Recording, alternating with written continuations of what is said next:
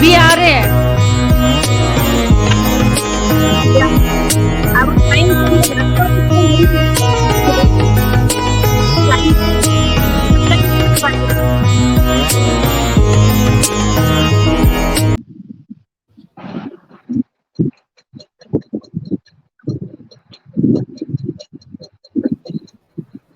नमस्कार, good evening, शुभ संध्या। और अपर्णा जी हमारे साथ हैं। आपका बहुत बहुत स्वागत है अपर्णा जी। नमस्ते निवेदिता जी और सभी साथियों को नमस्कार और वेरी गुड इवनिंग। आप सब जुड़े उसके लिए बहुत बहुत धन्यवाद। Thank you Nivedita for inviting. Thank you Aparna. तो दोस्तों, जब एक जर्नी की हम शुरुआत करते हैं जिंदगी में और थोड़ा आगे बढ़ते हैं और कहीं पर जब पहुंचने लगते हैं, शायद लगता है कि हाँ, शायद थोड़ी थोड़ी सक्सेस की तरफ बढ़ रहे हैं, और उस समय हमें याद आता है कि जो सबसे पहला जब पायदान था, जब शुरुआत करी थी, जब हमने पहला कदम रखा था, तब कौन कौन लोग हमारे साथ थे। और फिर वो ये लोग याद आते हैं हमें। अपर्णा जी, अपर्णा लक्ष्मी जी, जो हमारे साथ आज हैं यहाँ पर उपस्थित, हमारी जब नाम अनुगुंज साहित्यिक संस्था का नाम गुड़गांव पोएट्री सेशन था और हमने गुड़गांव में एक छोटा सा ओपन माइक स्टार्ट किया था 19 जनवरी को पिछले साल। उस समय ये आई थी हमारे बीच और हमने इनकी कविताएं सुनी थी। उस समय 15 कवि कवित्रियां आए थे स्थानीय, और उसमें अपर्णा जी आई थी। तो पहले दिन से हमारे हमारे अनुगुंज के साथ अपर्णा जी जुड़ी हुई हैं और बहुत अच्छी समाज सेविका हैं।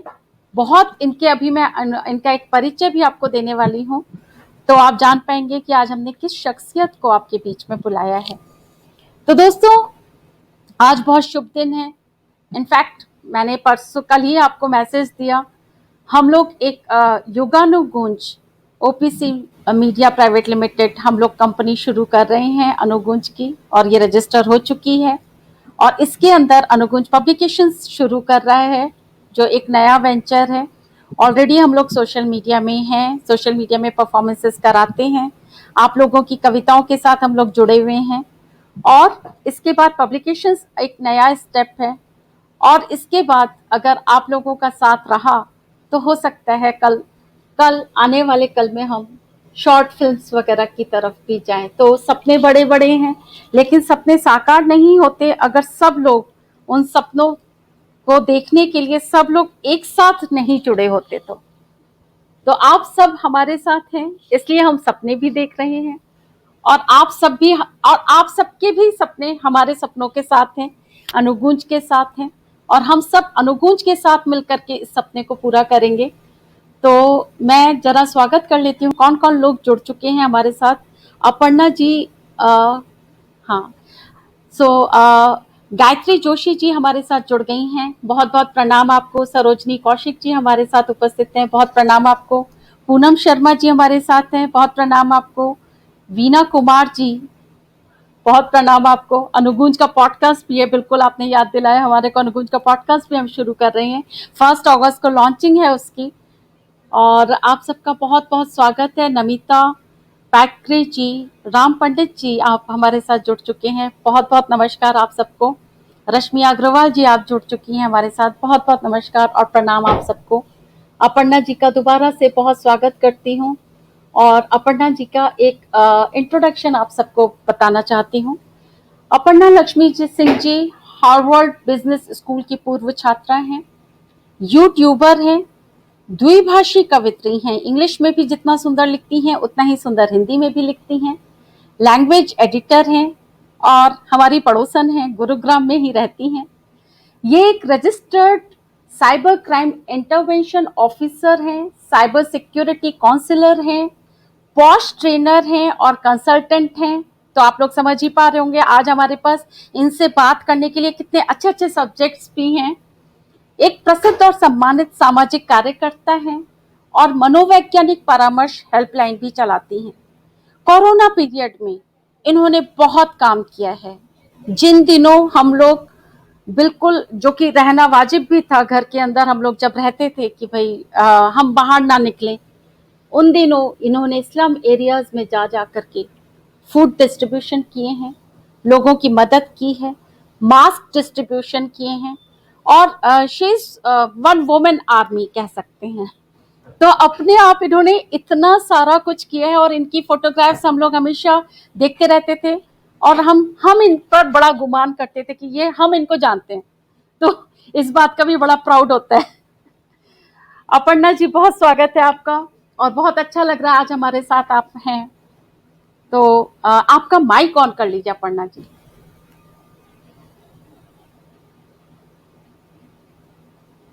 आपका आवाज नहीं सुनाई दे रहा है, माइक आपका म्यूट है।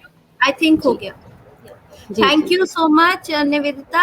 इतनी प्रशंसा की पात्र मैं नहीं हूँ जितनी आपने की, लेकिन बनने की कोशिश और इस लायक बनने की कोशिश हरदम रहेगी कि अपने मित्रों का, अपने साथियों का, जानने वालों का, रिश्तेदारों का, और अगर हम संकुचित सोच ना रखें तो अपने समाज और अपने देश का नाम हमेशा हमसे हमारा नाम आने पे उनके मन में हमारे प्रति सम्मान हो और हमें गर्व हो, उन्हें हम पे गर्व हो, ऐसा प्रयास हमेशा रहता है। और आपने आज यहाँ पे बुलाया, इतने लोगों से मुखातिब होने का मौका होगा, उसके लिए बहुत बहुत आपका आभार। बहुत स्वागत है आपका। तो अपर्णा जी, हम लोग जो बात की शुरुआत करते हैं तो समाज सेवा से ही करते हैं जी। तो जब हम समाज सेवा से बात करते हैं, मैं थोड़ा सा आपको म्यूट कर रही हूँ, और उसके बाद मैं आपको अनम्यूट कर दूंगी, बिकॉज कुछ आवाज आ रही है। तो अपर्णा जी, जब हम समाज सेवा की बात करते हैं तो एक समाज सेवी जो एक सोशल वर्कर होता है, तो हर कोई तो सोशल वर्कर नहीं होता।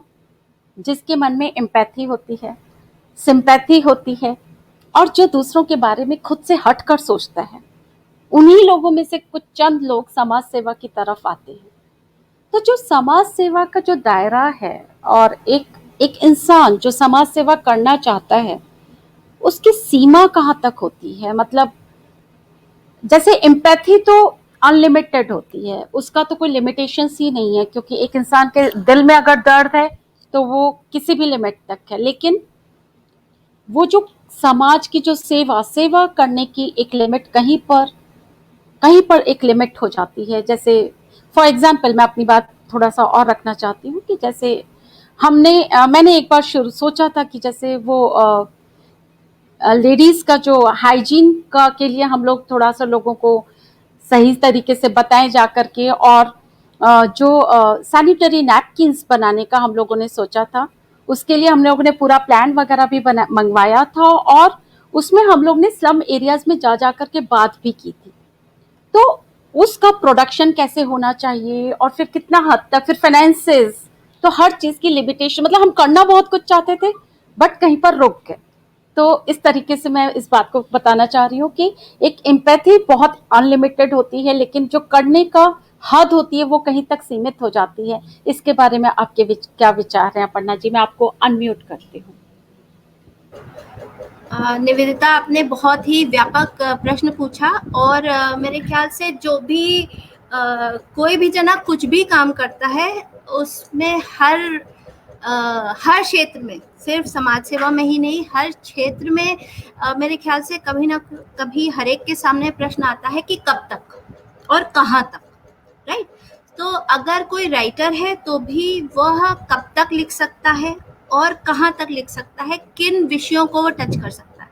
अगर वो स्पोर्ट्स पर्सन है तो वो कब तक खेल कूद कर सकता है, कब तक मेडल जीत सकता है। अगर कोई हमारे जैसी महिला है या गृहिणी है तो वो कब तक घर के लिए ही काम कर सकती है।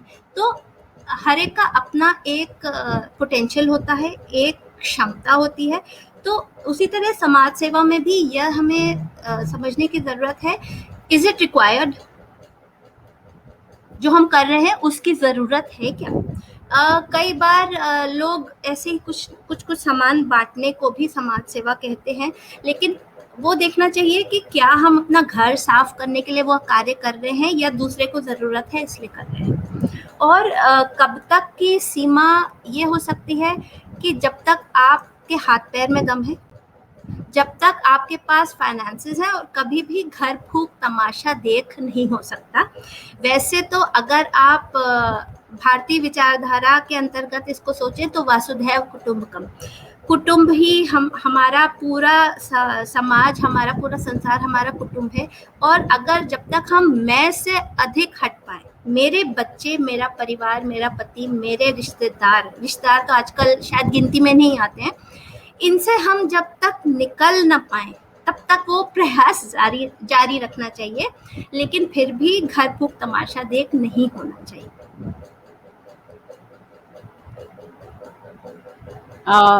जी अपर्णा जी, बहुत अच्छा बोला आपने। और मेरे ख्याल से जो हमारी लिमिटेशंस है वो फाइनेंसेस में जाकर के ज़्यादा अटक जाती हैं। जी। तो जैसे मैं हमेशा भगवान से प्रे करती हूँ कि भगवान मुझे दे ताकि मैं आगे दे सकूँ। जी। तो क्योंकि मेरे पास ही नहीं होगा तो मैं जी। आगे कैसे दे पाऊंगी। जी, तो मुझे लगता है निवेदिता कि फाइनेंस इज वन फैसेट, एक हिस्सा है सोशल वर्क का। और शायद हम ये नहीं समझते कि कर सेवा का कॉन्सेप्ट जो सिखिज्म में बहुत है, सिखों में है कर सेवा, जो अपने हाथ से आप सेवा करते हैं, वो कॉन्सेप्ट बहुत ही सुंदर है। और वो समाज सेवा का सबसे बड़ा फैसेट है। जो आपने सेवा दिल से की और अपने हाथ पैरों से की, वो कोई भी कर सकता है। और समाज सेवा के लिए सिर्फ फाइनेंस होना ज़रूरी नहीं है। जैसे आपने पहले कहा कि एम्पैथी और इच्छा, चाह, दूसरे को मदद करने की चाह होनी चाहिए।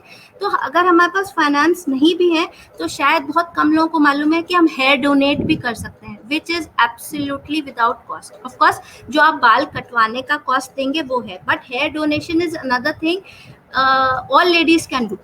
अगर आपके पास 6 इंचेस तक के बाल हैं, कमर तक के बाल हैं 6 इंच के, तो आप वो भी डोनेट कर सकते हैं और उसमें आपको कोई फाइनेंसेस लगाने की ज़रूरत नहीं है। किसी ऐसे जने को लिंक करना, जैसे आपको मान लीजिए पता है कि बगल वाले जने को कोई प्रॉब्लम है और आप किसी को ऐसे जानती हैं जहां आप उसको नौकरी लगवा सकती हैं, या किसी छात्र को आप मदद कर सकती हैं किसी टीचर से लिंक करके, जो कि वो काम करना चाह रहा है। तो लिंकिंग का काम जो है, दूसरों को कनेक्ट करने का काम भी है, ये भी एक काम होता है। और उसके अलावा एक बात जो आज के ज़माने में बहुत बहुत रेलेवेंट है, वो ये कि हम समाज सेवा में सोचते हैं कि कुछ हमको कर गुजरना है, कुछ जाके करना है, कुछ देना है। लेकिन हम जो मन से अपना उसमें विचार डाल रहे हैं, जो हम उसमें पॉजिटिविटी डाल रहे हैं, जो हम उसमें सकारात्मकता डाल रहे हैं किसी भी चीज़ में, वो भी एक देना है। मानसिक तौर से भी इंसान समाज सेवा कर सकता है। और कलयुग में तो मनसा वाचा कर्मणा कहते हैं, कलयुग में तो मन से सोचने के भी फल मिलते हैं, चाहे वो पॉजिटिव हो चाहे नेगेटिव हो, मन से सोचने के भी फल मिलते हैं। तो अगर आपने किसी का अच्छा करना चाहा, और दूसरी बात समाज सेवा में ये है कि मेरी माँ भी ये कहती हैं कि करने वाले का हाथ कभी नहीं रोकना चाहिए, देने वाले का हाथ कभी भी रोकना नहीं चाहिए। तो अगर आपके बच्चे कह रहे हैं कि दैट्स नॉट फॉर यू, आप डजंट मीन यू, किसी के भी मान लीजिए बच्चे कह रहे हैं कि अब ये खिलौने बांट दो, लेकिन माँ बाप अरे ये तो इतना महंगा है, अभी खेलो। या बच्चे कह रहे हैं कि मैं किताब पढ़ चुका हूँ और बांट दूं मैं इसको। कई बार हम ही उनका हाथ रोक देते हैं, किसी का भी हाथ रोक देते हैं कि तुम 5 लोगों को खाना क्यों खिलाना चाह रहे हो, 2 लोगों को करो, एक ही को दे आओ चलो। तो देने वाले का हाथ न रोकना भी समाज सेवा है। और टू स्ट्रेंथन दैट, जो कर रहा है उसके हाथ मजबूत करना भी बहुत बहुत सामाजिक कार्य है। उसके अलावा as I was saying earlier, आजकल के ज़माने में जैसे साइबर क्राइम्स बहुत हो रहे हैं, I think we'll come to that also. Yes, positivity promote करना एक बहुत बहुत इम्पोर्टेंट काम है, बहुत बड़ी समाज सेवा है। हम negative news, negative content promote करते हैं, अनजाने में ही करते हैं कि हमारे पास कोई भद्दी बात आई या किसी ने कुछ गलत सलत कहा या कहीं कोई बहुत ही बेकार सा वीडियो हमने देखा, और उसमें क्योंकि हम और कुछ नहीं कर पा रहे, उसके बारे में हम समझ नहीं पा रहे कि इसको हम कैसे रोकें, कैसे हम इसको बंद करें। तो हम क्या करते हैं कि हम जल्दी से किसी को फॉरवर्ड कर देते हैं कि देखो मैंने इतनी बुरी चीज देखी। तो our social work begins from here also. ये भी So एक समाज we are सेवा है। contributing to spread negativity actually. Yes, कि हम नेगेटिव चीजें ना बढ़ाएं। तो जैसे कि अगेन आई विल से, मेरी माँ कहती हैं कि जैसे इंसान को एक समुद्र की तरह होना चाहिए कि अगर वो 3 बातें दे रहा है तो 10 बात हलाहल उसको पीने की क्षमता भी होनी चाहिए। तो आप किसको क्या कह रहे हैं और क्या चीज आप फॉरवर्ड कर रहे हैं, ये भी बहुत इम्पोर्टेंट है। तो हम जो बोलते भी हैं, अगर हम किसी के बारे में अच्छा नहीं बोल सकते तो कम से कम चुप रह के नेगेटिव बात तो ना कहें। तो ये भी एक समाज सेवा है कि भाई किसी को दुखी ही ना करें। Correct. अगर हमने कहा कि तुम बहुत ही बेकार दिख रहे हो, क्या तुमने कपड़ा पहना है, बिल्कुल आउटडेटेड सा है, तो चुप रह जाए कम से कम वो जना दुखी ही ना हो। ये भी एक समाज सेवा है। तो मुझे लगता है समाज सेवा का दायरा बहुत बड़ा है और हम अपने आप को सीमित हमें नहीं रखना चाहिए कि हम किसी को कुछ देंगे फिजिकली तभी होगा, हम जाके कुछ काम करेंगे तभी होगा। ऑफ कोर्स अगर हम कर पाए तो नथिंग लाइक इट, लेकिन हम जो कर रहा है उसको मदद करें, या जो वो कर रहा है वो पॉजिटिव चीजें, हम वो पॉजिटिव न्यूज बढ़ाएं कि भाई ये जना कर रहा है, if you want you can help this one. Nivedita ये किताबें छाप रही हैं, उसमें इतने कवियों की मदद होगी और आप भी इसमें योगदान देना चाहें तो आप दे सकते हैं। तो अगर मैं वो करती हूँ कि निवेदिता ये कर रही है, मैं उसको प्रमोट करती हूँ, तो I am helping you and in effect I am helping the society. I think we could start with that all of us. बहुत अच्छा, बहुत अच्छी चीजें आपने बोली कि एक तो समाज सेवा का जो अर्थ है वो ही बहुत व्यापक है, मतलब जी बहुत जी बिल्कुल संकुचित नहीं है उसका अर्थ। बिल्कुल। और दूसरा हमें एक बात पता चल गई आपके बारे में कि आप इतनी अच्छी क्यों हैं। माँ कहती हैं, माँ कहती हैं, आपने कितनी जगह कोट किया ना। तो एक लड़की, एक एक औरत जो कि इस उम्र में भी माँ कहती है, माँ कहती है, और माँ ने इतनी अच्छी अच्छी बातें, और आप पूरा उनके सेंटेंसेस कोट कर रहे हो, और इसीलिए आप इतने अच्छे हो। आपका आई एम मिसिंग व्यक्तित्व। Very much. Thank you Nivedita. मैं 1.5 साल से मदर से मिली नहीं हूँ और ऑफ कोर्स वो काफी एल्डरली है, उनसे बहुत मिलने का मन है, लेकिन यही कोरोना का डर है, वो बुला कर भी नहीं बुला रहे हैं। धीरे से पूछा अच्छा कब आओगी, अच्छा कब आओगी। वो ये कहती हैं कि सबके लिए ही कहती हैं, आप लोगों के लिए भी कहती हैं, जो जहाँ है वहाँ सुखी रहो, मेरा आशीर्वाद है। जो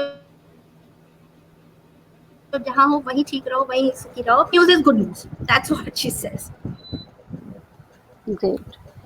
मैं कुछ लोगों का स्वागत करना चाहती हूँ। अजय जी कुमार जी सिन्हा जी जुड़ चुके हैं हमारे साथ, गायत्री जोशी जी, रश्मि अग्रवाल जी, वीना कुमार जी हमारे साथ जुड़ चुकी हैं, भूदत्त शर्मा जी हमारे साथ जुड़ चुके हैं। आप सबको बहुत प्रणाम है, बहुत स्वागत है आप सभी का। अंजू कपूर गांधी जी हमारे साथ आ गई हैं, दीपा मेहरा जी हमारे साथ आ गई हैं। बहुत बहुत प्रणाम। पूनम शर्मा जी, आप देख रही हैं कार्यक्रम को, बहुत प्रणाम और बहुत स्वागत है। और सब लोगों ने काफी अच्छे अच्छे कमेंट्स दिए हैं। अजय कुमार सिन्हा जी लिख रहे हैं, बच्चे तो कोरा कागज होते हैं, जो चाहिए वैसा बना सकते हैं। और इन्होंने फिर लिखा है, बहुत सुंदर बातें बता रही हैं अपर्णा जी, अजय कुमार सिन्हा जी लिख रहे हैं। Thank you so much. Veena Kumar ji लिख रही हैं, promoting positivity itself is a social service, very good idea. तो ये सब कमेंट्स आए हैं। सर्टली। तो अपर्णा जी, बहुत अच्छा लग रहा है आपसे बात करते हुए, और थोड़ी देर में हम आपकी कविताएं भी सुनेंगे। दूसरे आपके जो कार्य के एरेना की तरफ आते हैं, वो है पॉश। जी आई थिंक प्रिवेंशन ऑफ जी सेक्सुअल हैरासमेंट, यही है इसका फुल फॉर्म। जी एट द वर्क प्लेस। तो जी at the at the workplace. तो यस तो हमारे ऑर्गेनाइजेशन में इस टीम की कुछ एग्जीक्यूटिव मेंबर मैं भी थी, मैंने भी कुछ काम किया है इसके इस तरफ। जी इससे रिलेटेड एक सवाल था मेरा। मैं थोड़ी देर आपको म्यूट कर रही हूँ जी क्योंकि कुछ शोर आ रहा है। तो पॉस्ट से रिलेटेड एक सवाल ये था, not only post, not only in work place, वैसे भी वर्क प्लेस से बाहर भी एक स्त्री और पुरुष जब आपस में बात करते हैं, तो जब बात करते हैं आपस में, तो बातों की लिमिटेशंस या तो स्टार्टिंग में ही समझ में आनी चाहिए, एक लाइन ड्रॉ होनी चाहिए। और अगर स्टार्टिंग में नहीं समझ में आई और एक स्त्री ने भी उस बात को उतनी ही, मतलब किसी कोई भी लिमिट नहीं रखी और कहीं तक भी करा, तो वो स्त्री कल को अगर उस एक कम्युनिकेशन को लेकर के, पॉश को लेकर के आ जाती है कि भाई या मेरे साथ तो ऐसे वर्ड्स यूज किए गए या मेरे साथ इस लिमिटेशन को क्रॉस किया गया, तो वहां पर कैसे एक पुरुष, कैसे, मैं ये जो क्वेश्चन कर रही हूँ वो मैं पुरुष की तरफ से कर रही हूँ, तो एक पुरुष कैसे करके उस दायरे को समझे, उस लिमिटेशन को समझे। क्योंकि जहां तक मेरे को पॉश का याद है कि पॉश केवल हरकत करने पर नहीं है, कम्युनिकेशन के ऊपर भी पॉश खड़ा हो जाता है। तो एक पुरुष की बहुत दुविधा रहती है यहाँ पर कि वो कैसे करके समझे कि उसकी क्या लिमिटेशन है, कि वो स्त्री एक दोस्ती को कहां तक बढ़ावा देना चाहती है, या वो स्त्री कहीं ऐसा तो नहीं कि कल को आकर के किसी कानून के दायरे में उसको खड़ा कर देगी। आप बताएं अपर्णा जी, क्योंकि पुरुष भी एक मनुष्य है और वो भी कहीं परेशान रहता है इन चीजों को लेकर के। मैं आपको अनम्यूट कर रही हूँ। जी, सो निवेदिता, आपने बहुत अच्छा प्रश्न पूछा and this is a very inclusive question.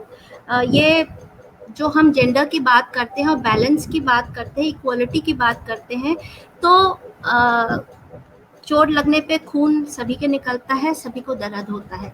तो उसी तरह से इक्वलिटी भी जो है वो सबके लिए है। एंड लोग ऐसा समझते हैं कि POSH laws are favouring women, but if you interpret it in the right way, वो जेंडर नेगेटिव है, जेंडर न्यूट्रल लॉज है, और पुरुषों को भी उसमें खामियाजा मिल सकता है, पुरुष भी उससे फ़ायदा ले सकते हैं अगर उनके साथ कोई अनटूवर्ड बात हुई हो, कोई उनको तकलीफ हो। बट ये समझने की बात है कि पॉश लॉज जो हैं वो वर्क प्लेस के लिए। तो वर्क प्लेस, जब आप काम करने जा रहे हैं तो आप औपचारिक जगह जा रहे हैं। आजकल हम कहीं भी कोई भी हंसी मजाक करने लग जाते हैं और लोगों में औपचारिकता नहीं रह गई है। तो सबसे पहले तो हमको अपने दायरे समझने हैं कि हम वहाँ काम करने के लिए जा रहे हैं, वहाँ चिट चैट करने और हल्की बातें करने के लिए नहीं जा रहे। वो हर जने की पर्सनैलिटी पे डिपेंड करता है। तो जब आप पहली बार किसी से मिलते हैं तो उस वक्त तो हर जना थोड़ा सा रिजर्व रहता है, लेकिन दो एक बार में अंदाज मिल जाता है, चाहे स्त्री हो चाहे पुरुष को, कि सामने वाला किस किस्म का व्यक्ति है। और इंसान भाप भी लेता है कि किस लेवल तक वो जा सकता है या व्हाट इज एक्सेप्टेबल। उनको खुद के लिए भी पता होता है और किसी भी ऑर्गेनाइजेशन का कल्चर होता है। तो अगर आप सपोजिंग एंटरटेनमेंट इंडस्ट्री में हैं तो वहाँ थोड़ा इनफॉर्मल कल्चर होता है, लेकिन अगर आप किसी फॉर्च्यून 500 कंपनी में काम कर रहे हैं तो थोड़ा सा फॉर्मल कल्चर होता है। वैसे आजकल थोड़ी सी ढिलाई सब में आ गई है। पहले जो शर्ट टाई और वाइट कॉलर सिर्फ जिसको जॉब समझा, वहाँ भी आजकल जीन्स और टी शर्ट और वो सब चल गए, स्नीकर्स वगैरह चल गए। लेकिन यह दूरी और यह समझना कि मैं किस तरीके से बात कर सकता हूँ, वह इंडिविजुअल पर ही डिपेंडेंट है। और फर्स्ट ऑफ ऑल अपना व्यक्तिगत फैसला होता है, मैं कैसा जना हूँ, मैं किस किस्म की बात करूँगा। तो जो हल्की बात करते हैं वो कहीं भी किसी से भी, जिसको बोलते हैं, चांस लेने लगेंगे। It is not just for mails.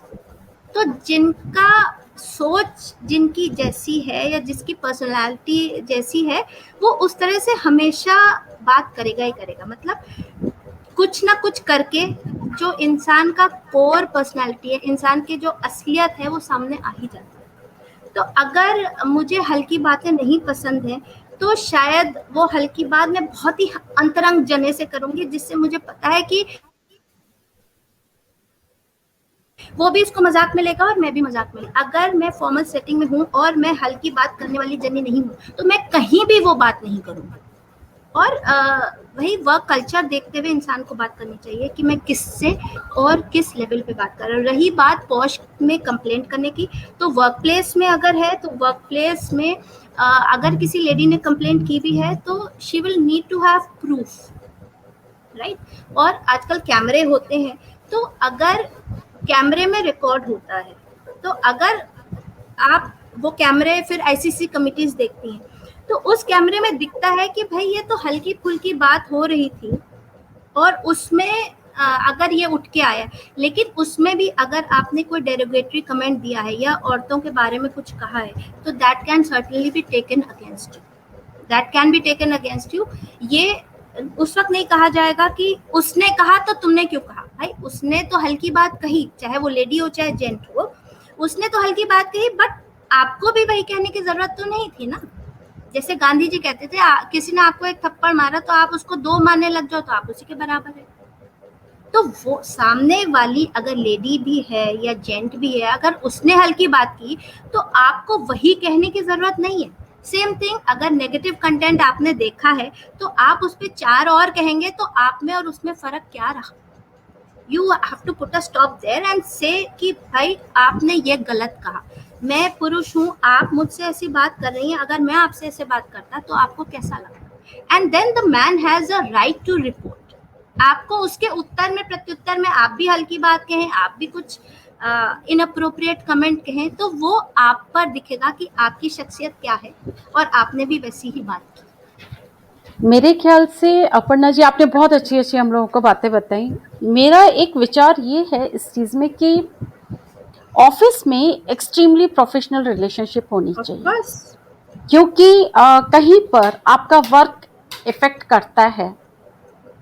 और मान लीजिए आपने किसी के साथ बहुत अच्छे से बहुत दोस्ताना रिलेशन बना दिया, लेकिन कल को आपको उसी व्यक्ति से परफॉर्मेंस भी लेना है, तो फिर आप एक के साथ डुअल रिलेशनशिप कैसे रख सकते हो? नहीं रख सकते। तो आप फिर परफॉर्मेंस लेने के लिए आप स्ट्रिक्ट नहीं बन पाओगे, क्योंकि आप ऑलरेडी आप उस रिलेशनशिप को हल्का बना चुके हो। तो वो चीज अल्टीमेटली आपकी परफॉर्मेंस पर इम्पैक्ट मारेगी। तो इसलिए इन चीजों से बचने के लिए बहुत जरूरी होता है कि एक्सट्रीमली प्रोफेशनल रिलेशनशिप होनी चाहिए ऑफिसेज में। और अगर ये चीज हर कोई समझे तो शायद इस वाले लॉ की जरूरत ही नहीं होगी, क्योंकि कहीं पे कुछ तो कमी रह जाती है समझने में, जो कि इस तरह के केसेस मिलते हैं। ये है ना कि आप जहाँ जा रहे हैं वहाँ आप किस कार्य से जा रहे हैं, आप वहाँ गपशप के लिए जा रहे हैं या आप कार्य के लिए जा रहे हैं, उसी हिसाब से इंसान को अपने आप को कंडक्ट करना होता है। और जब कहीं भी आप ज्वाइन करते हैं किसी भी प्रोफेशनल ऑर्गेनाइजेशन में, आई थिंक ब्रीफिंग्स होती हैं लोगों की और ट्रेनिंग भी होती है as to what they expect you. आपको अपने आप को किस तरह से रोज संचालित करना है, उसकी भी ब्रीफिंग्स होती हैं। और आजकल अच्छे ऑर्गेनाइजेशंस में जेंडर सेंसिटिविटी के पोस्ट भी एचआर वगैरह रोज भेजते रहते हैं कि ऐसे करो और ऐसा मत करो, to be on the safer side. जी, बहुत अच्छा लग रहा है। नीलम प्रभा देवगन जी ने हमारे को ज्वाइन किया है। शीजा और हमारी राज्य प्रभारी हैं अमृतसर से। नीरू मेहता जी भी राज्य प्रभारी हैं अमृतसर से। आप दोनों ने हमको ज्वाइन कर लिया है। आभा सिन्हा जी लिख रही हैं, ज्वलंत प्रश्नों पर परिचर्चा। बहुत अच्छे अच्छे सदस्य हैं और बहुत रेगुलर रहते हैं हमारे कार्यक्रमों में। सरोज कौशिक जी आ गई हैं हमारे साथ। उन्होंने लिखा है, बहुत सुंदर व्याख्या दे रही हैं, लक्ष्मी जी के विचार सुलझे हुए हैं। तो सरोज कौशिक जी बहुत अच्छी राइटर हैं, बहुत प्रसिद्ध उपन्यासकार हैं और कैलकाटा से हैं। और इनका हाल फिलहाल में पिछले साल एक पूर्णमिदम करके उपन्यास आया है। और अनुगुंज ने सरोज कौशिक जी को अभी साहित्यिक हमारा जो शीर्ष सम्मान से सम्मानित किया है, उनको आपको बहुत बहुत बधाई सरोज जी। और हमने उनको अनुगुंज ने ज्ञानपीठ अवार्ड 56वें ज्ञानपीठ अवार्ड के लिए उनको उनका नाम प्रस्तावित भी किया है। बाकी ईश्वर की अगर कृपा रही तो हो जाएगा, बट प्रयास जारी है, क्योंकि बहुत अच्छी लेखिका है। आपका बहुत स्वागत है इस कार्यक्रम में। और कल्पना दास जी हमारे साथ जुड़ गई हैं। और आभा सिन्हा जी लिख रही हैं कि बहुत सुलझे विचार प्रस्तुत कर रही हैं अपर्णा जी। तो बहुत अच्छा लग रहा है अपर्णा जी। हम चाहते हैं, क्योंकि आधा घंटा बीत चुका है आपसे बात करते हुए, और अब हम ये चाहते हैं कि आप कोई कविता प्रस्तुत करें, क्योंकि हमारे जो श्रोता हैं वो आपकी कविताएं भी सुनना चाहते हैं। जी।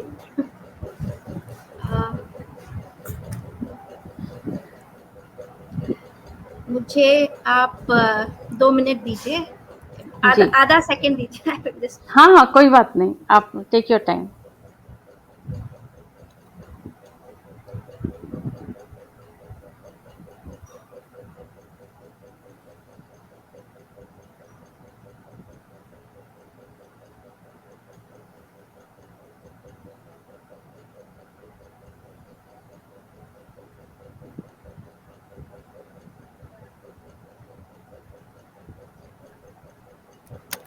तो कई श्रोताओं ने और निवेदिता जी आपने भी देखा होगा कि I write usually on women and women empowerment and on social issue, सामाजिक विषयों पर और स्त्रियों के मन की गहराई, मन के विचार, उनके बारे में लिखने का प्रयास रहता है। तो पिछले साल मेरी परिचित तो नहीं कहूँगी, एक अपनी सखी ही है, क्योंकि जिसे हम बोलते हैं सिस्टरहुड, उस तरह से एक स्त्री हैं, उन्होंने अपने एक्सीडेंट में खो दिया। तो वो बहुत ही दुखद था, बहुत ही कम उम्र के सज्जन थे, और मेरे ख्याल से गुड़गांव में शायद कोई भी ऐसा नहीं होगा जिसने उस केस के बारे में सुना और अफसोस ना किया हो। लेकिन कुछ बातें ऐसी होती हैं कि हम सिर्फ अफसोस कर सकते हैं और हम कुछ श्रद्धा सुमन ही अर्पित कर सकते हैं। तो उनका जो गाड़ी का एक्सीडेंट हुआ जी था, जी जी जी और जी उसके लिए उन्होंने काफ़ी ज़्यादा जी, वो बैनर्स वगैरह भी लगाए थे। जी। काफ़ी वो जिहाद कर रही हैं। वो ऐसी या लेडी शायद ही किसी ने देखी, वो सती से कम नहीं है, जिस तरह से वो जूझ रही हैं और इंसाफ पाने की कोशिश कर रही हैं। तो मेरे ख्याल से शायद ही कोई लेडी ऐसी होगी जो उनको न जानते हुए भी उस वाक़ये से प्रभावित नहीं हुई हो, और मुझे भी बहुत ही अफ़सोस हुआ। लेकिन अफ़सोस के अलावा इंसान ऐसे वाक़ये में कुछ भी नहीं कर सकता है, और ख़ैर मिलने का भी कोई मौका नहीं था, पहले भी उनसे नहीं मिली हूँ मैं। just 1 minute, just 1 minute.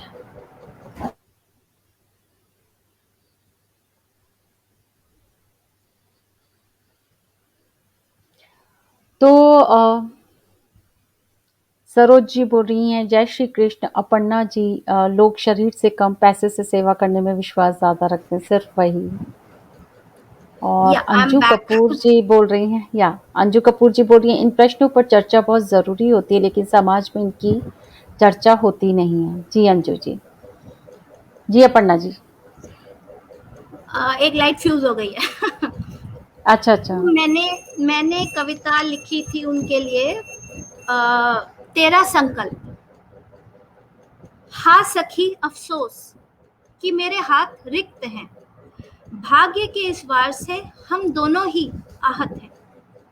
वह हंसी के गुब्बारे, वह प्रेम के फव्वारे, वह मस्ती के रंग, वह मदमाते दिन, बिताए थे जो संग बुन स्वप्न नित नए, आज क्यों वह सपने पड़ गए हैं फीके।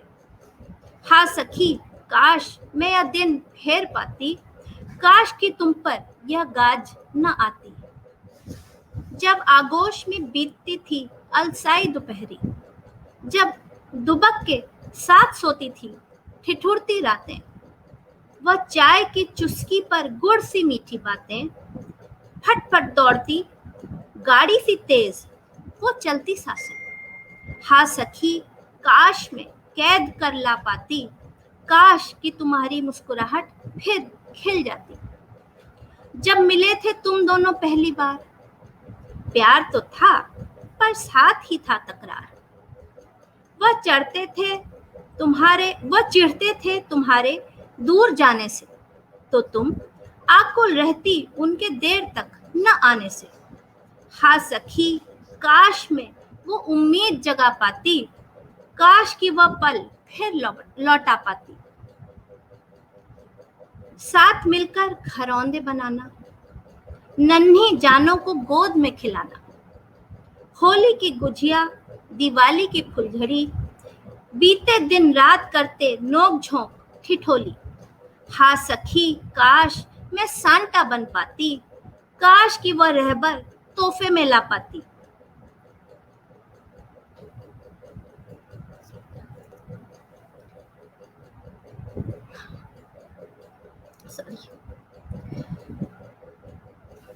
समझ सकते हैं हम।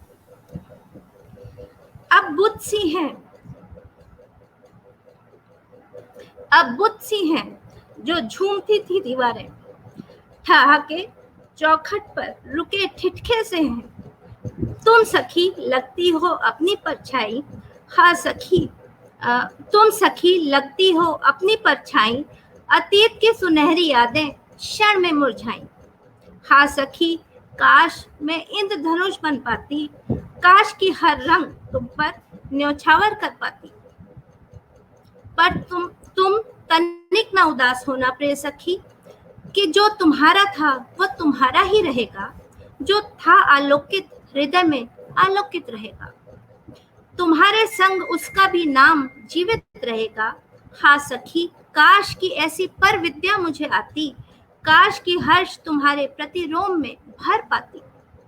रखना ध्यान कि मुरझाना नहीं है तुम्हें कभी, समय कठिन है पर हार नहीं माननी है अभी। रखना आंसुओं को बचा के नयन में संभाल, कि बहा न दे कहीं वह हृदय के सुलगते अंगार। हाँ सखी काश कि मैं वह फुहार बन पाती, काश कि तुम्हारे संग हर खुशी झिलमिलाती। निष्ठुर समय न सही सखी, हम तो हैं तुम्हारे साथ, गर हम नहीं स्वयं तुम्हारा तेज संबल बनेगा आज। जगत भले हो अनजाना, वह अवसाद ही तुम्हारी शक्ति है। न्याय का मार्ग अवरुद्ध सही, विजय सत्य को ही मिलती है। हाँ सखी काश मेरे हाथ वो लेखनी आ जाती, काश कि दोषियों को इसी क्षण दंडित कर पाती। पर रहना तू मुहिम पर डटी कि अपराधी छूटने न पाए, तेरे संघर्ष से कई अन्य पीड़ितों की भी सुनवाई हो जाए। तू वह बूंद नहीं जो रातों रात लुप्त हो जाए, तू वह सावित्री है जो प्रेम को दिलाएगी न्याय। तू वह प्रश्न है जिसने कई तख्त हैं हिलाए, तो चल सखी मेरी कलम और तेरा संकल्प मिलकर गुहार लगाएं। ये तो कविता तेरा संकल्प।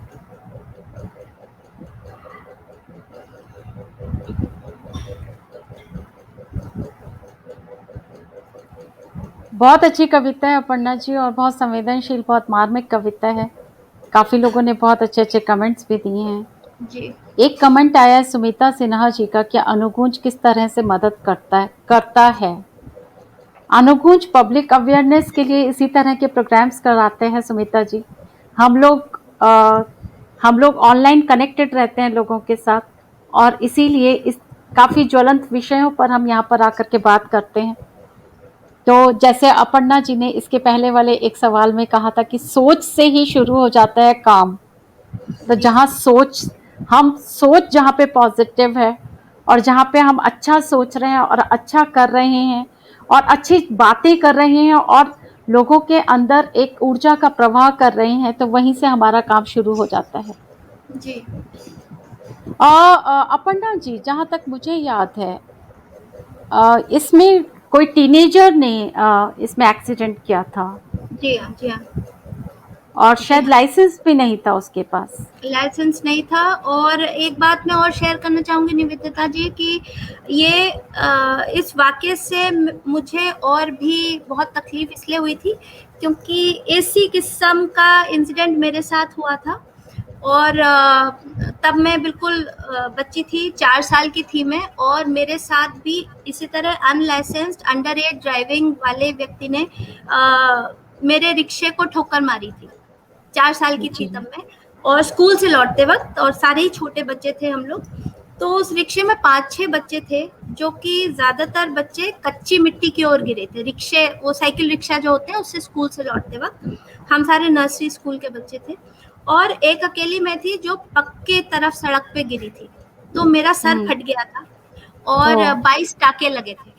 22 टाके यहाँ पे लगे थे। एयरपोर्ट बना हुआ है इधर, और बचने की कोई उम्मीद नहीं थी। इतनी चोट लगी थी, इतनी चोट लगी थी कि मेरी माँ बताती हैं, मुझे तो याद नहीं है, कि तुमको रुई में रखें या पानी में रखें या हवा में तैराएं, कैसे रखें। चोट और पट्टी और वो सब के बावजूद कैसे रखे ही नहीं समझ आता था।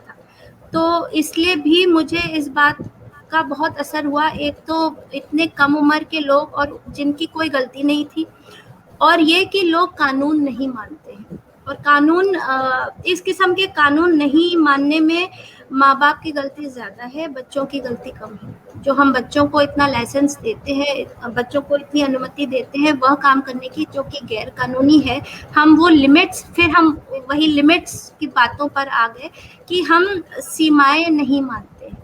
तो सीमा तोड़ के अगर आप अंतरिक्ष में जाना चाह रहे हैं तो बहुत अच्छी बात है, लेकिन सीमा तोड़ के आप समाज में ऐसे काम करना चाह रहे हैं जिससे दूसरे को नुकसान हो, तो वो तो बिल्कुल नहीं होना चाहिए। और वो हमारा कर्तव्य है, माँ बाप का कर्तव्य है कि वह सीमाएं अपने बच्चों को सिखाएं, और उससे पहले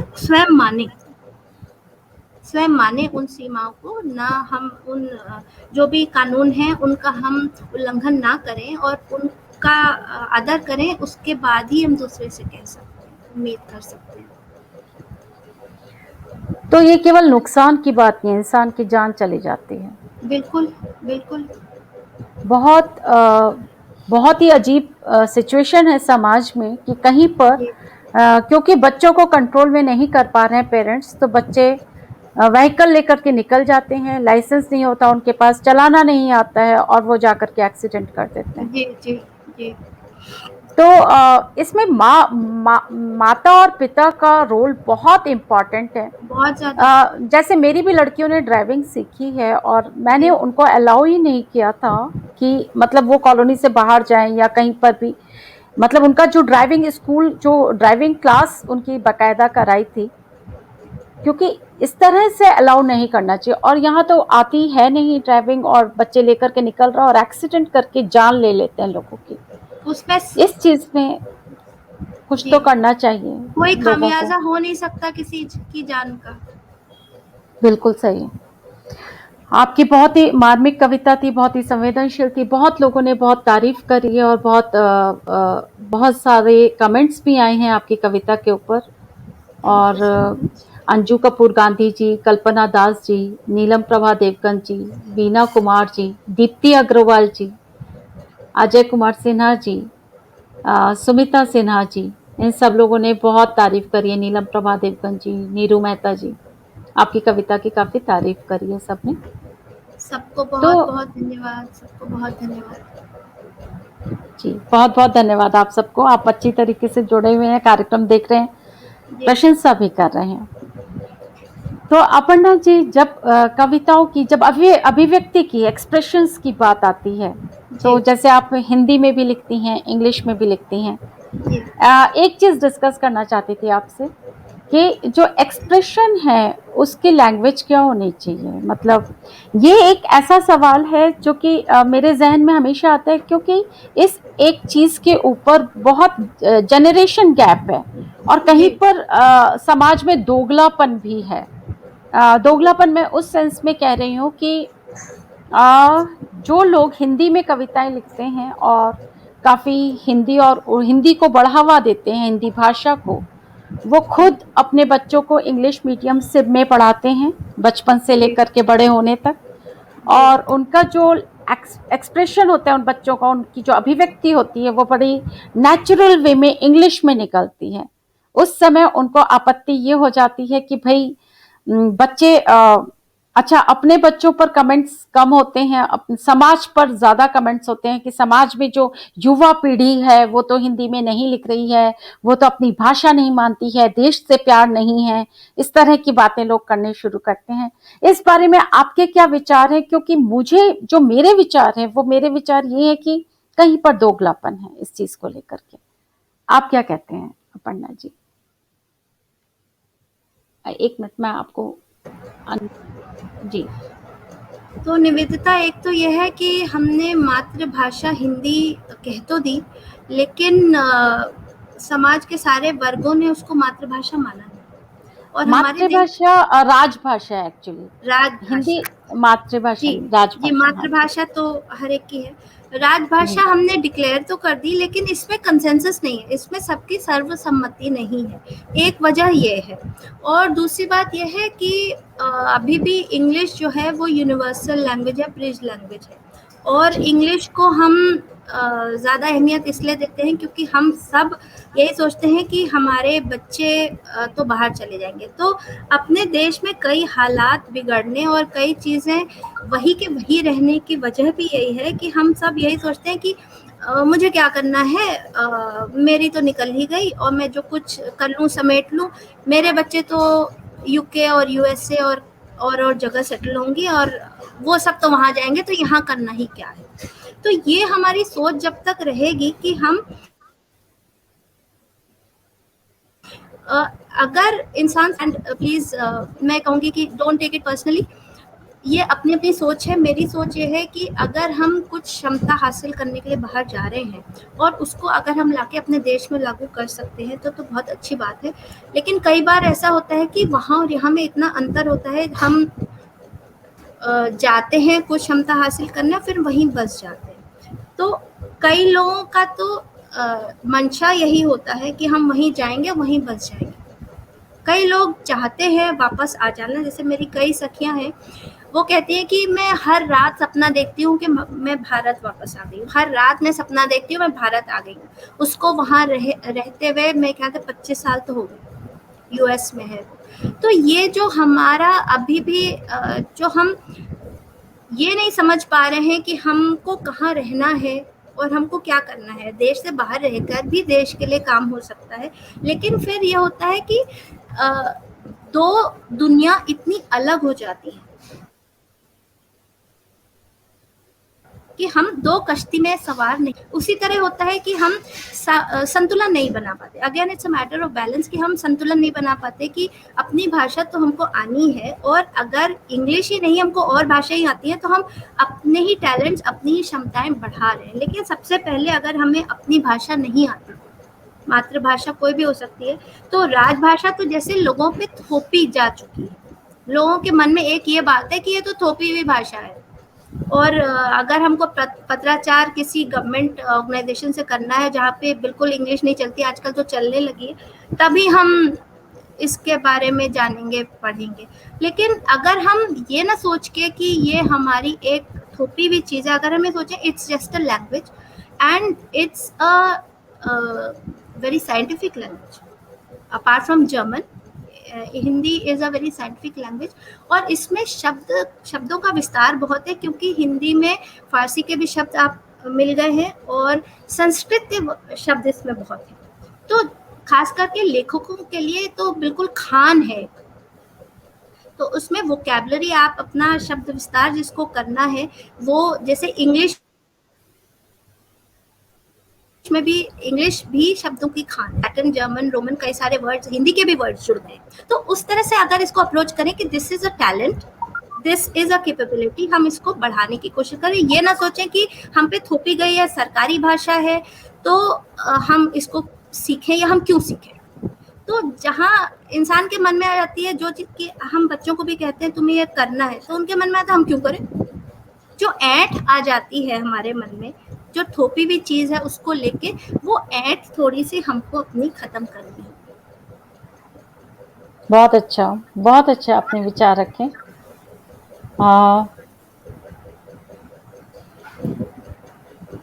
अच्छा, सुमिता जी का एक वक्तव्य है, वो ये कह रही है सबसे बड़ी विडंबना ये है कि प्रवासी भारतीय अपनी भाषा और संस्कृति से ज्यादा जुड़े हुए हैं और उनका प्रचार प्रसार की कोशिश करते हैं। कुछ हिंदी शब्दों को मेरे दिल्ली वासी भतीजी नहीं समझती पर मेरे बेटे समझ जाते हैं। वैसे मैं एक बात बता दूं, हमारे अनुगुंज में बहुत सारे एनआरआईज जुड़े हुए हैं हमारे साथ, जो कि बहुत सुंदर हिंदी में कविताएं लिखते हैं। और अभी हमारी जो कस्तूरी अनुगुंज की जो साझा संग्रह हमारा जो छपा है, उसमें उनका काफी अच्छा योगदान रहा है एनआरआईज का। तो सचमुच हम लोगों के लिए बहुत गर्व का विषय है कि आप लोग वहां पर रह करके भी आप लोग हिंदी भाषा को नहीं भूले, अपनी जड़ों को नहीं भूले, अपनी संस्कृति को नहीं भूले। बहुत अच्छी चीज है। तो अपर्णा जी, थोड़ा सा समय रह गया और इसमें एक चीज और जिसको मेरे को छोड़ना नहीं चाहिए, उस पर हम कुछ वार्तालाप कर लेते हैं और उसके बाद आपकी कविताएं सुन लेंगे। साइबर सिक्योरिटी पर जो आप काम करती हैं उसके कुछ पहलू जानना चाहते थे हम, क्योंकि उसके पहलुओं को डिस्कस करना बड़ा जरूरी है। शायद कुछ लोगों का फायदा भी हो उस जानकारी को लेकर के। जी अपर्णा जी। निवेदिता, मैं एक बात ये भी बताना चाहूँगी कि I am also Hindi language trainer, और मेरे पास बाहर के, जैसे आपने बताया एनआरआईज, तो बाहर के और देशों के लोग जो गुड़गांव में आके बसते हैं, वो यहाँ के लोगों के साथ घुल मिल जाना चाहते हैं और भाषा समझना चाहते हैं। तो कई सारे मेरे स्टूडेंट्स हैं, बाहर की देश की लेडीज़ हैं जो कि हिंदी सीखना चाहती हैं, और उनमें बहुत ही उत्सुकता रहती है जानने के लिए कि हमारे कस्टम्स क्या हैं, हमारी भाषा क्या है, और भाषा की बारीकियां वो जानना चाहते हैं। इसलिए क्योंकि उनको अपने सहकर्मियों से और घर के कामकाज वाले लोगों से वार्तालाप वगैरह करना था, और इसलिए भी कि वो एक टैलेंट के तौर पे उसको देखते हैं। वो हम कहीं गए और हमने वहाँ नई चीज़ कुछ सीखी, इस भाव से हिंदी को अप्रोच करते हैं। और शायद उनका एक विचार ये भी रहता है कि हम जहाँ गए वहाँ हमने कुछ कंट्रीब्यूट किया। तो आप बहुत बार देखेंगे कि बाहर से जो लोग आते हैं वो यहाँ समाज सेवा में भी बहुत जुड़ते हैं। तो उसके भी दो मकसद होते हैं। एक तो वो अपने धर्म का प्रचार वगैरह भी करना चाहते हैं, एक वजह ये भी होती है, लेकिन इसके अलावा भी बहुत लोग जुड़ते हैं, जो कि मैंने देखा भारतीय लोगों में थोड़ी सी इस बात की कमी है। तो हम कहीं जाते हैं तो हम कंट्रीब्यूट करना और स्वयं को निखारने का प्रयास थोड़ा सा कम करते हैं, ऐसा मुझे लगता है। और आपने just 1 minute, just 1 minute. Yeah.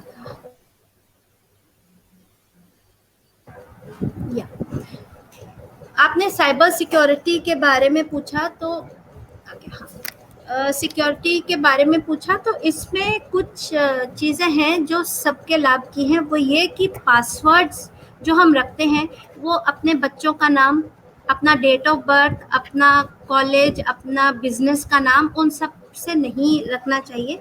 और पासवर्ड और हमको मेल आईडीज अपने प्रोफेशनल और पर्सनल ट्रांजैक्शन के लिए अलग रखने चाहिए। जिस पासवर्ड से, जिस डिवाइस से, ईमेल आईडी से जिससे हम फाइनेंशियल ट्रांजैक्शंस करते हैं, उसको पर्सनल के लिए नहीं यूज़ करना चाहिए। और किसी भी ओटीपी, किसी भी लिंक जो आपको कोई भेजता है उस पर क्लिक मत करें, कभी भी भूल के मत करें।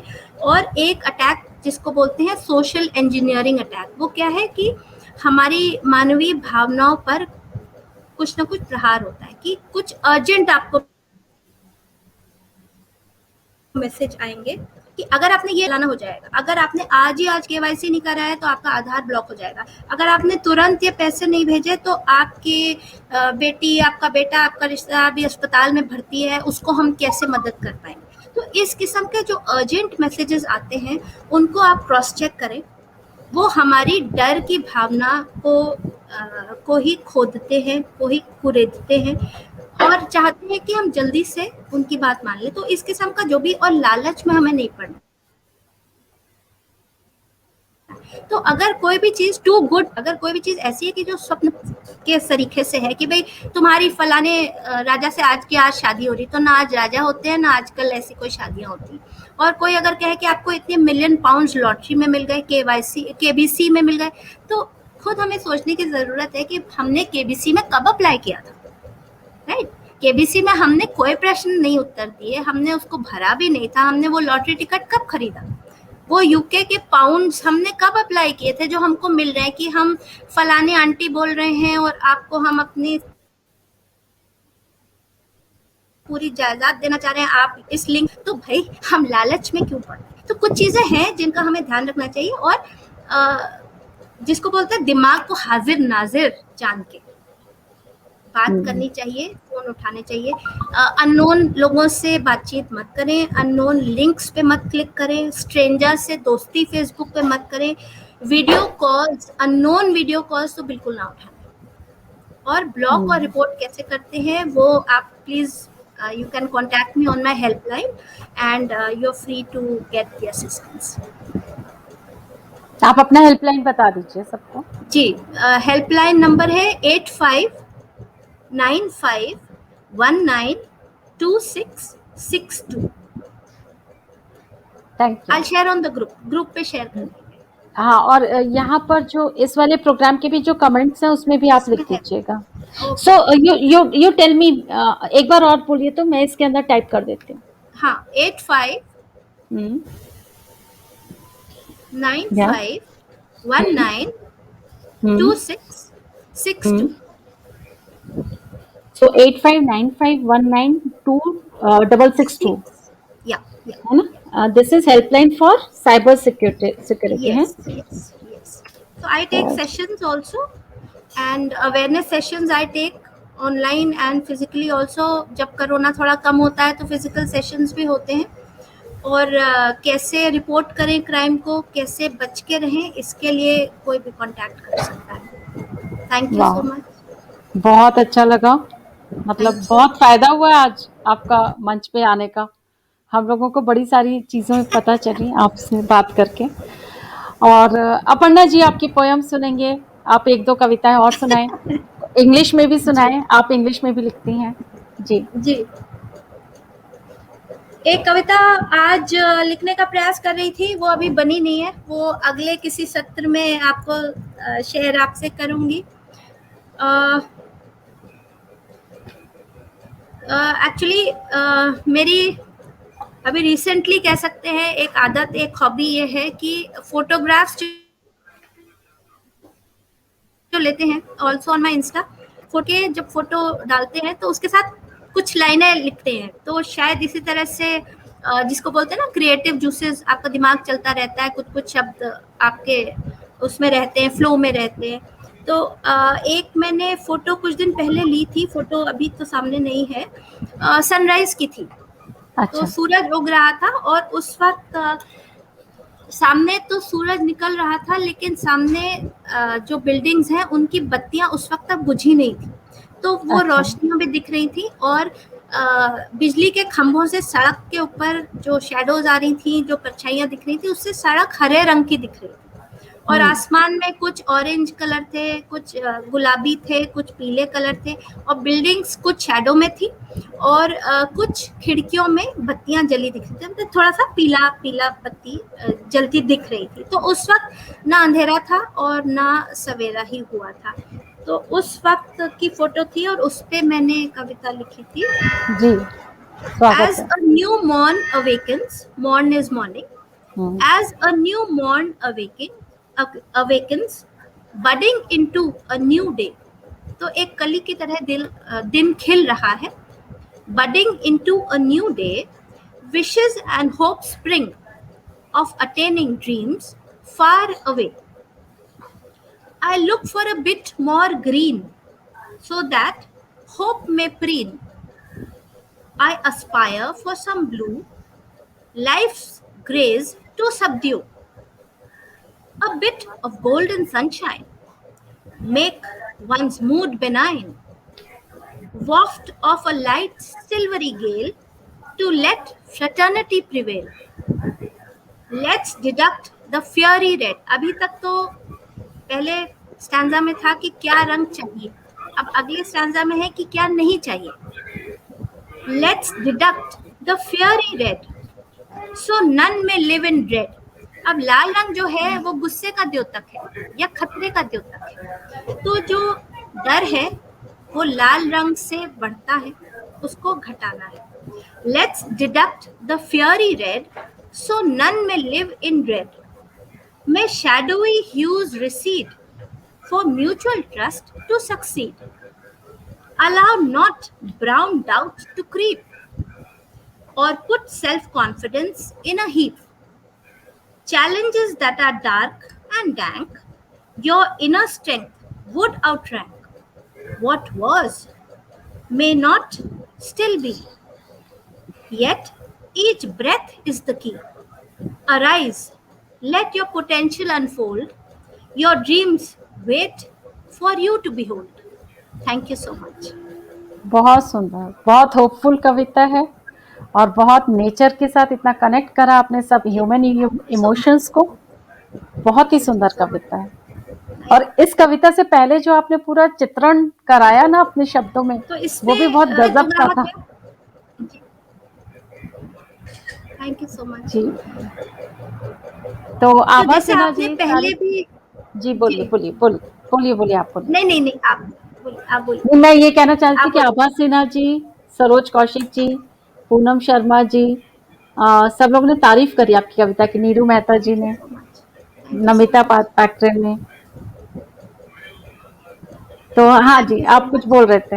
हाँ। जी, जैसे कि आप पहले भी एक्सप्रेशंस की बात कर रही थी, तो कवि के लिए एक्सप्रेशंस बहुत इम्पोर्टेंट है। और हम्म। हम हिंदी और भाषाओं की बात कर रहे थे,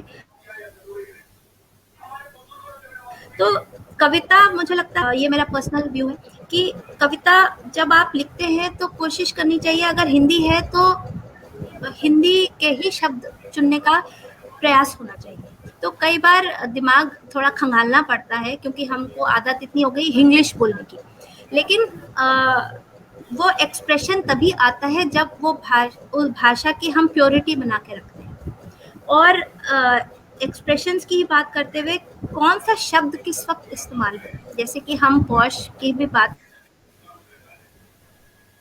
कर रहे थे और लोगों के वार्तालाप की बात कर रहे थे, कविता का भी फ्लो या कविता के भी भाव तब उभर के आते हैं जब उससे मिलते हुए, अगर आप गुस्सा कर रहे हैं तो उस किस्म के शब्द आप उसमें डालेंगे। जैसे सिनेमा में होता है कि जिस किस्म का सीन है उस किस्म का म्यूजिक होता है, राइट? तो अगर बहुत डरावना सीन है तो उसी किस्म का भारी भारी सा म्यूजिक हो। तो वैसे ही कविता में भी होता है और किसी भी वार्तालाप में है कि आप कहाँ हैं, आप क्या कन्वे करना चाह रहे हैं, उसी के मुताबिक आप शब्द चूज करेंगे। That is not only just for poem but वार्तालाप में भी है। तो अगर आप किसी मातम कुर्सी के लिए गए हैं तो आप वहाँ हंसी ठिठोली नहीं करने लगे, और अगर आप किसी पार्टी में गए हैं तो वहाँ आप अगर अपने दुख दर्द लेके बैठ जाएं तो कौन आपसे बात करना चाहेगा। तो उसी तरह है कि आप जहाँ हैं उसी के अनुरूप आप बात करें, या सामने वाले को देख के बात करें कि किस किस्म का व्यक्ति है, मैं कहाँ हूँ और क्या यहाँ पे उपयुक्त होगा। वही कविता के लिए भी है और वही मेरे ख्याल से जिंदगी में वार्तालाप के लिए भी है। जी, बहुत अच्छा बोला आपने, बहुत ही अच्छी तरीके से समझाया। अ, thank you so Anil much. Srivastava ji आ गए हैं, उन्होंने कहा सही बात, कविता अपनी भाषा में ही निखरती है। नीरू मेहता जी, बहुत सुंदर, सब लोग जुड़े हुए हैं और काफी तारीफ कर रहे हैं। सुमिता सिन्हा जी कह रही है निवेदिता जी आपकी 4 पंक्तियां सुनना चाहते हैं। हाँ, सुनाइए तो निवेदिता। तो मैं आपने उनका कुछ तैयार किया इग्नोर होगा। भी करना चाह रही थी, पर मैं उनको इग्नोर इसलिए नहीं कर पाऊंगी क्योंकि वो टोरंटो की हमारी राज्य प्रभारी हैं। जी, और जी, जी, बिल्कुल। अगर मैंने उनको नाराज कर दिया तो हमारे को नहीं, प्रोग्राम नहीं, नहीं देंगी नाराज क्यों टोरंटो करें में। आप? बिल्कुल नाराज नहीं करना है किसी को भी। तो मैं 4 पंक्तियां सुना देती हूँ। तो जी, बिल्कुल, ये जो बिल्कुल। 4 पंक्तियां हैं ये मैंने काफी पहले लिखी थी, इनफैक्ट शायद ग्रेजुएशन टाइम में लिखी थी। ओके। तो ये भी एक्सप्रेशन के ऊपर है ये 4 पंक्तियां, कि मतलब इंसान जो होता है वो कैसे दुविधा की स्थिति में होता है, जी, निकालना भी चाहता है अंदर की बात और निकालना भी नहीं भी चाहता है। तो सुने, मुक्तक है एक, तो सहन शक्ति की दीवार ढह ना जाए कहीं, टूटती हुई कोई कगार बह ना जाए कहीं। सहन शक्ति की दीवार ढह ना जाए कहीं, टूटती हुई कोई कगार बह ना जाए कहीं, और दबा हुआ आक्रोश कोई चीख ना उठे, या अंतर मन की पुकार रह ना जाए कहीं। दबा हुआ आक्रोश कोई चीख ना उठे, या जी। अंतर मन की पुकार रह ना जाए कहीं। बहुत सुंदर, बहुत जी, सुंदर। बहुत धन्यवाद। जी, बहुत धन्यवाद। सुंदर। जी। तो प्रमिला जी धन्यवाद। और अपर्णा जी आपकी एक आखिरी कविता सुनते हैं। जी, गायत्री जी धन्यवाद, और उसके बाद हम इस कार्यक्रम को समाप्त करते हैं। जी, जी। जी, अ, thank you. Thank you Sumita कभी जी। थैंक यू आभा जी। जी। कभी 1.5 महीने पहले करीब कोविड हम सबको हो गया था, मेरे पूरे परिवार को हुआ था और मुझे भी हो गया था। तो उस वक्त काफ़ी अशक्त महसूस कर रहे थे, लेकिन दिमाग एक ऐसा शरीर का हिस्सा है जो कि आप बंद नहीं कर सकते। एक जी, दिमाग और दूसरे कान बंद नहीं कर बिल्कुल। सकता इंसान। आँख बंद कर सकता है, नाक बंद कर सकता है, मुँह बंद कर सकता है, लेकिन ये 2 चीज़ जो है वो किसी भी चाबी किसी भी तरीके से बंद नहीं कर सकते। तो जी, दिमाग चलता रहता है। तो मैंने एक कविता लिखी थी जी, और कविता का शीर्षक है बोल। जी, तो ये मैंने सरस्वती को एक वंदना लिखी है जी, और स्वागत है। शीर्षक है बोल। गीत के स्वागत। बोल लिखूं मैं, गीत के बोल लिखूं मैं कि कोकिला सम कानों में मधु घुल जाए। गीत के बोल लिखूं मैं कि शांत बर्बर प्राणी भी हो जाए। वाह, गीत के बोल लिखूं मैं कि कोई भूखे पेट सोने को विवश न हो जाए। क्या गीत बात के बोल लिखूं मैं कि मन का हर विषाद खुल जाए। वाह, गीत के बोल लिखूं मैं कि हर सखी को स्वयं में अपार शक्ति मिल पाए। क्या बात गीत के बोल लिखूं मैं कि हर माता शैशव को मीठी लोरी सुनाए। क्या बात गीत के बोल लिखूं मैं कि हर व्यक्ति करुणा का सागर बन जाए। वाह, गीत के बोल लिखूं मैं कि स्वयं समूहों में नव चेतना का संचार हो जाए। वाह, गीत के बोल लिखूं मैं कि हर परिस्थिति में मैं त्याग कर समदृष्टि रख पाऊं। गीत के बोल लिखूं मैं कि महामारी की चपेट से प्रत्येक व्यक्ति बच जाए। वाह, गीत के बोल लिखूं मैं कि हर चमन शांति व समृद्धि लहराए। गीत के बोल लिखूं मैं कि देश के प्रति कर्तव्य निष्ठा हर व्यक्ति में समाए। वाह, पर मैं अदना प्राणी केवल कर सकती हूँ गुहार। हे माँ शारदे, मेरे हर गीत काव्य को कर दे तू साकार। वाह, हे स्वर संगीत विद्यादायनी, मेरे अशक्त बोलों को करती हूँ श्री चरणों में समर्पित कि तथास्तु का वरदान तुझसे मिल पाए। कविता बोल। बहुत सुंदर, बहुत ही सुंदर। और इस पूरी कविता में आपका जो व्यक्तित्व है ना, वो निखर करके आया है, क्योंकि इंसान जैसा सोचता है वैसा ही प्रेयर करता है। तो जो आपके खुद के अंदर की जो भावनाएं हैं वो आपने बहुत भरपूर, बहुत अच्छी तरीके से डाली हैं, जिसके लिए आपने प्रार्थना के रूप में ये कविता लिखी है। बहुत ही सुंदर। और आज सब लोगों ने काफी तारीफ करी आपकी कविता की। प्रोमिला शुक्ला जी ने तारीफ करी है, नीरू मेहता जी ने तारीफ करी, अनिल श्रीवास्तव जी ने, आभा सिन्हा जी ने, सुमिता सिन्हा जी ने, सबने बहुत तारीफ करी है। आज आपकी कविताएं सुन करके और आपसे बात करके बहुत ज़्यादा खुशी हुई, बहुत कुछ जानने को मिला अपर्णा जी। और आज मेरे मन में भी एक बहुत सेटिस्फेक्शन लग रहा है कि एक फाउंडिंग मेंबर जो हमारे अनुगुंज की, जो पहले दिन से जुड़ी हुई हैं हमारे साथ, वो आज हमारे साथ आई हैं और आज हम उनके बारे में और अच्छी तरीके से जान पाए। हमें बहुत अच्छा लगा अपर्णा जी, बहुत धन्यवाद अपना समय निकाल कर आने। Thank you. सभी श्रोताओं का बहुत धन्यवाद। आपका बहुत बहुत आभार, आपने सुना और पसंद किया और समय अपना दिया, उसके लिए बहुत आभार आपका। सब श्रोताओं का बहुत आभार जो अभी तक जुड़े हुए हैं। उनमें से कुछ नाम ले लेना चाहती हूँ जिनके कमेंट मैं देख पा रही हूँ। आभा सिन्हा जी, पूनम शर्मा जी, गायत्री जोशी जी, सुमिता सिन्हा जी, अनिल श्रीवास्तव जी, नीरू मेहता जी, प्रोमिला शुक्ला जी, नीलम प्रभा देवगन जी, चंद्रा साहनी जी, सरोज कौशिक जी, नमिता पैकरे जी, आप सबका बहुत बहुत धन्यवाद। आप लोग बिल्कुल आखिर तक जुड़े रहे और पूरा आप लोगों ने कार्यक्रम देखा, बहुत बहुत धन्यवाद। हो सकता है कुछ लोग और भी जुड़े हों और उनके कमेंट्स ना दिख रहे हो तो मैं उनका नाम नहीं ले पाई। पूनम शर्मा जी, बहुत धन्यवाद आप सबका, और आपका भी बहुत धन्यवाद पुनः। धन्यवाद। Thank you. Bye bye everyone. Keep safe, सब सुरक्षित रहें, सब अच्छे रहें। Bye bye.